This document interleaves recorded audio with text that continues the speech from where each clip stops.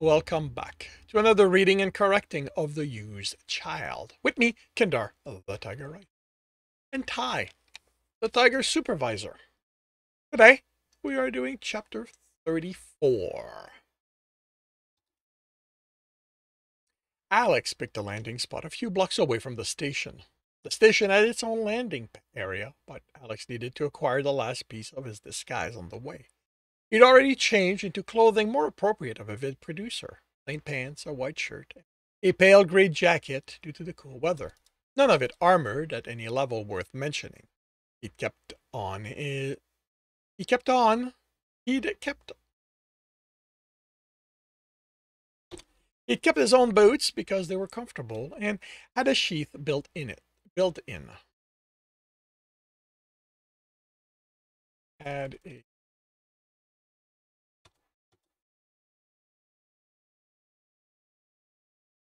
had a built-in sheath. More importantly, he took off the harness. He still had two knives on him, one in the boot sheath, and one at the small of his back. The one in the hidden forearm sheath was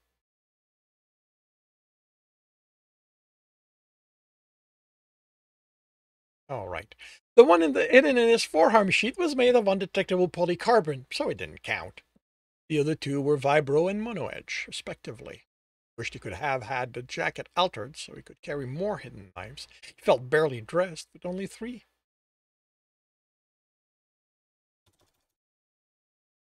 He locked the hover on exiting and stopped on the way to the station to buy the last piece of his costume, a large drink. He made it a nutrient-enhanced energy booster since his research showed that was the preferred drink of producers. Something about them never taking the time to eat while a vid was in production. The station building was tall with multiple communication antennas and dishes on the roof. Otherwise, it looked like any other corporate building, some form of reflective material interrupted with beams to allow the structure to survive an earthquake and occasional planetary storm. Did this planet get those? And any attack a rival might launch at them. The station was named Quadrillion and produced display for the display and proudly displayed the name at the top. The first owner had named it after herself, and it had been centuries objective since it had slipped through her fingers. Since then, it had been sold back and forth among thousands of corporations that had an interest in vid distribution, like it was a token handed over as a favor. As he walked, he did his best to change the way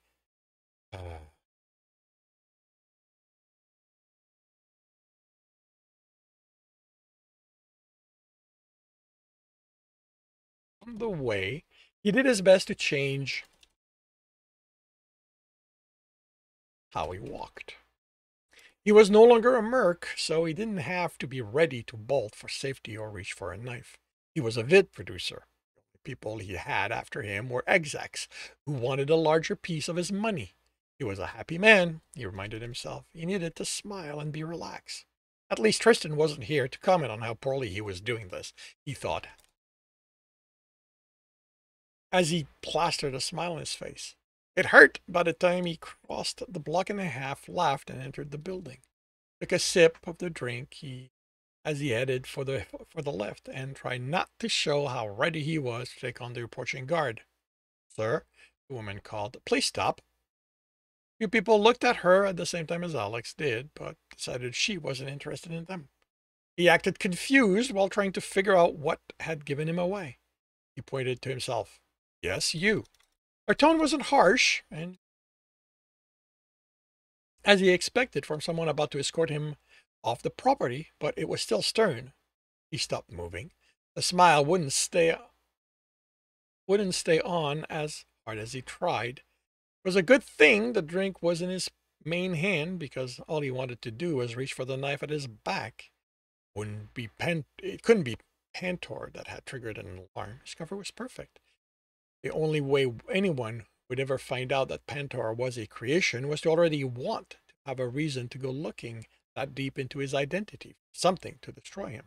Pantor might have a few execs who wanted to do that, but no one real. The guard stopped before him. She was attentive, but not. Is there a problem? His tone was so jovial he couldn't understand why the guard wasn't pulling the baton at her belt. You registered as armed? It's company policy to verify every weapon that comes in. We run a safe workplace here. Alex hesitated and reached back and unclipped the sheath. Unclipped the sheath at his back. Yeah, I don't need to double to say that. Okay, the sheath, the vibro blade. He ended it pommel first. He tried to be casual as he looked around. He couldn't see any detector. There had been no notes about any kind of weapon scanner on the plans. Only been a few years old. Something new? Something they didn't want officially known? The only place that made sense for them was the entrance. This is a military model. Her tone was awed rather than suspicion. Polycarbon core, Zach's text for personal engine with palm lock and she raised an eyebrow at him. Her raised eyebrow stopped him. Suddenly he cursed himself. A producer wouldn't know how a vibroblade was built. He made sure I knew the details about it ad nauseum. He tried to do an eye roll. Can't have been cheap. It was a gift. She raised an eyebrow again. My first husband? Only relationship that had happiness in it. He wasn't an actor. No, it was for our third anniversary. He thought you needed a knife? Keep away all the money hounds that were after me. She headed toward the counter. You said first, so it didn't last? He was in the military. He was deployed the next year and hasn't come back. Our Garlean marriage automatically dissolved after 3 years without contact and shrugged. I have needs. He took a sip from his drink. He should have paid extra for the mug that kept the stuff cold. Days got worse as it warmed. She motioned for him to accompany her, and when he didn't immediately follow. I'm sorry. What's your name? She placed the knife in a drawer. George Panther, in the dark production. I have an appointment with Miss Fiolos to discuss broadcasting right for the vid I'm producing. She made a note on the screen, then read something. She's on the 18th floor, office 1843. My knife? I'm sorry, but I can't let you carry it inside the building. I'll hand it back once you're done. Right? He sipped his drink again to keep himself from commenting. If she hadn't asked for his other knife, it meant she didn't know about it. Or sensor that couldn't detect a mono-edged knife. Well, that was good for him. If the woman he was meeting hated his idea so much, she felt it didn't attack him. He was he was the only one in the lift, so he put on his earpiece. All he could do was listen in on the system. But there was a lot he could learn that way, if he had the time. All he had the time to gather was that there were 3 systems working together. 3 almost identical voices, so the same core processor, only altered by the code dictating the individual functions. He thought one acted solely as coordinator for the other 2, but he was crossing the 15th floor by then and removed the earpiece. Fortunately, he had more visits scheduled, which would let him learn everything he needed to know. The woman wished him a good day as she escorted him out of her office. Alex had a headache from trying to keep everything she told him ordered. Maybe he should get a memory installed. This was what using subterfuge was like. He'd need it. She'd asked for the plot of the vid, which he made up on the spot, taking elements from his own life, adding stuff he thought would make it more exciting. She hadn't commented other than to nod when he was done. She'd been silent, and Alex wondered if he'd gone too far, but then she'd started talking, and kept on talking, about the Marques's vid could reach, the different ways it could be promoted, the kind of changes it would need depending on the kind of appeal he was aiming for. She proposed a list of actors for the roles he'd created, asking him to give his opinion on them. He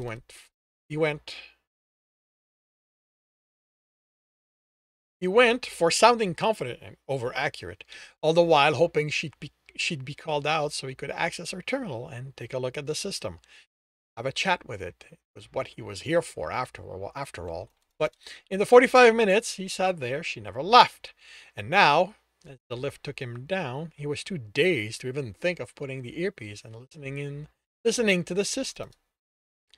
He took his knife back from the guard and considered his next step as he headed back to the hover. Next meeting was late in the afternoon. He'd have to change out the vibroblade for a mono edge to avoid being noticed again. With nothing to do until then, he decided to change back into his clothes and look into the security of the quadrillion building. If he'd missed the sensor, there might have been other details he needed to know about. Stepped around a large hover in the lot and stopped as his came into view. Why was the ramp down? He knew it closed it and was fairly confident it locked it. So what was it doing open? A woman stepped out of it laughing. She threw a panel on the ground and said something in a dialect Alex barely understood. Someone still inside. She glanced over at Alex, then looked back at him, her expression becoming serious. They're stealing from him? Alex thought. They're stealing from me? Alex thought, not quite believing it. She yelled something to the person inside. Alex cursed. He paid good money for that hover, from his own account.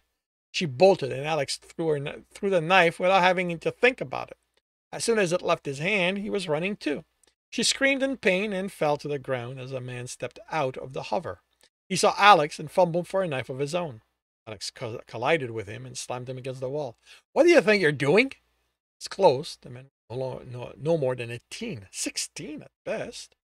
Said something in a language Alex didn't understand. Space Gov was going to be reinforcing the language laws if it had mutated this much. Let him go. The words were heavy accented, but Alex understood those. The girl, was she younger than the boy? Had his knife in her hand. Her leg bled, but not so much Alex worried she'd laid out. He could kill this boy before she moved. Have the knife in the small of his back out and in his stomach. A part of him wanted that, wanted to make one of them pay for interfering with his mission. He buried it. He wasn't going to hurt kids over an inconvenience. Threw the boy at her. Better hope it still flies. She dropped his knife to catch him and fell down with a yell as she put weight on her injured leg. If I can't take off, I'm going to make you two pay for it. Got me? He eyed the knife on the ground before closing the ramp. The front panel was missing. The wires had been pulled out along with components, but as far as he could tell, nothing had been disconnected. There weren't any loose wires and nothing was strewn about the floor other than his knives.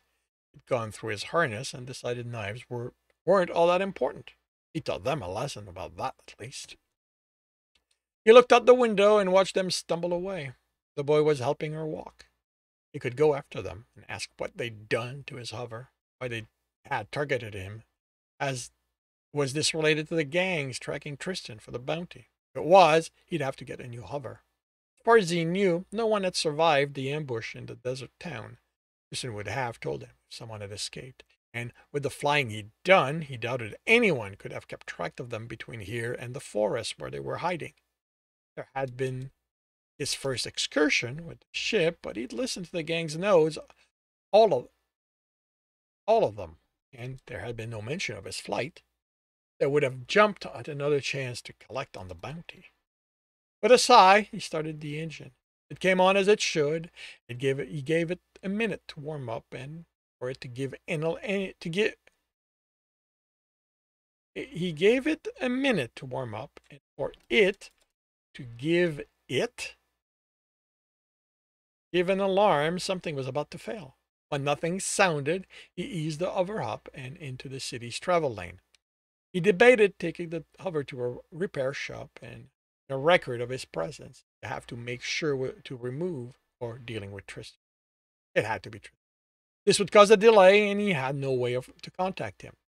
He could just imagine what the Somalian was going to have to say about this, and the fact he left two people alive. At least his leg didn't twitch this time. And this concludes chapter 34 of The Used Child. If you are enjoying this, please leave a like. If you want to know when the next one's going to be, subscribe and hit the bell.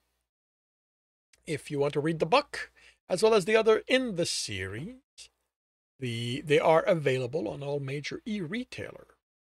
If you want to support me and get access to everything I've written, that's on my Patreon. Want to listen to me do these live? It's on Twitch every Tuesday morning, 8 a.m. Eastern Time. The links are in the note. And with that, I Shall leave you. Wish you a good day.